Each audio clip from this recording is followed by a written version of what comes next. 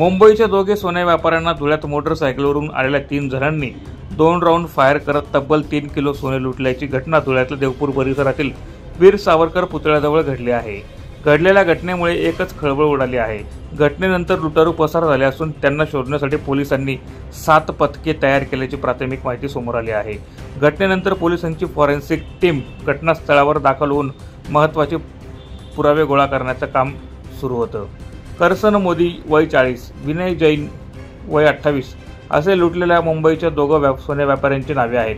ते मुंबईहून जळगाव, शहादा व धुळे येथे सोन्याच्या व्यापाऱ्यांना सॅम्पल दाखवण्यासाठी आले होते। अशातच शहाद्याहून रात्रीच्या सुमारास धुळ्यात पोहोचले असता मोटरसायकलवरून आलेल्या 3 लुटारूंनी भर रस्त्यावर 2 राऊंड फायर करत सोन्याची बॅग लुटून नेली आहे। या घटनेनंतर पोलिसांनी संपूर्ण जिल्ह्यात नाकाबंदी केली असून लवकरच लुटारूंना अटक होईल असा विश्वास पोलिसांनी व्यक्त केला आहे।